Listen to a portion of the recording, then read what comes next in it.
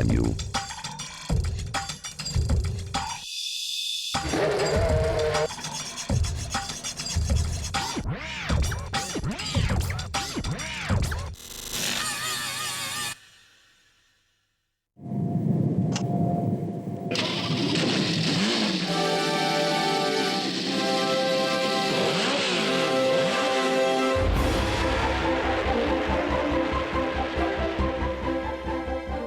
Há mais de 50 anos, a Fórmula 1 assiste a duas disputas. Uma entre os pilotos na pista e outra entre os dirigentes que fazem o regulamento e os engenheiros que projetam e constroem os carros.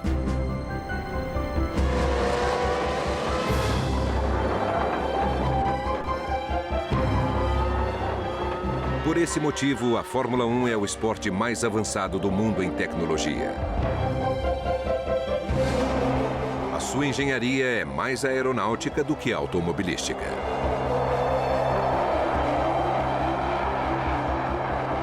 As regras são o segredo. Elas definem tudo: tamanho dos pneus, dimensão do chassis, tipo de motor e até a segurança da pista.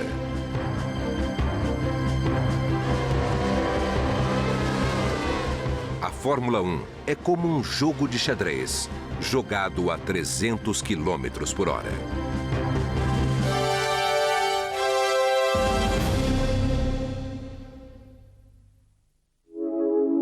Esse carro de Fórmula 1 foi construído pelos engenheiros da Williams em 1993. Alain Prost ganhou o campeonato naquele ano. Debaixo da fibra de carbono está escondido um tesouro, um equipamento computadorizado de controle hidráulico. O FW15 tinha controle de tração, motor com comando eletrônico, câmbio semiautomático computadorizado e suspensão ativa. Sem os componentes eletrônicos seria impossível pilotá-lo. Ele continua sendo o carro com a mais avançada tecnologia já construído. Nós estávamos adicionando um elevado grau de complexidade ao carro, com suspensão controlada eletronicamente, mas a potência era tanta que o engenheiro podia literalmente fazer esse carro voar baixo da maneira que ele quisesse, compensando o giro do motor, mantendo a estabilidade nas curvas, controlando a rotação em qualquer circunstância. Tecnicamente, o carro era muito avançado em vários sentidos, o mais avançado carro de corrida que já foi construído, até porque muito do que ele tinha foi proibido algum tempo depois. O FW15 foi proibido no final da temporada de 1993. A FIA, que formula as regras da categoria, estava preocupada com 3 aspectos dessa geração de carros de corrida. A velocidade na pista tinha ficado perigosamente alta.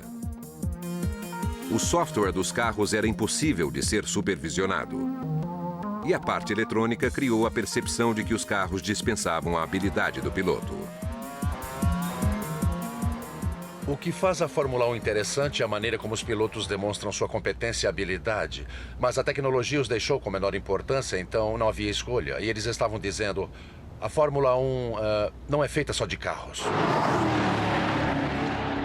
Os carros de passeio são cada vez mais importantes para a Fórmula 1. As grandes montadoras continuam trabalhando na esperança de que o glamour tecnológico das corridas se estenda ao seu produto.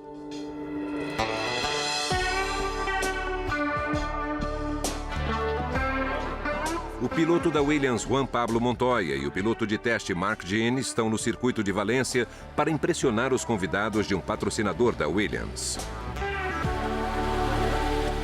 Eles vão dirigir carros equipados eletronicamente, que são mais fáceis de pilotar. Mas eles vão desligar o acessório mais importante, a estabilidade, ou o controle de tração. Com este recurso desligado, o manejo dos carros ficará por conta da habilidade dos pilotos. Eles podem executar manobras que seriam impossíveis com toda a eletrônica acionada.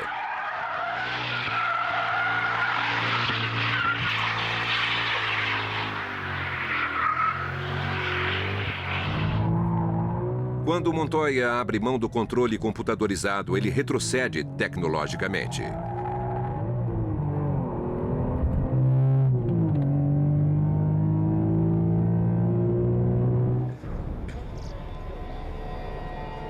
Um outro circuito, Silverstone, na Inglaterra. É aqui que Montoya se sente em casa. Um carro de Fórmula 1 é diferente de um carro comum. Ele não tem portas. E para diminuir o peso, ele não tem nem mesmo motor de arranque.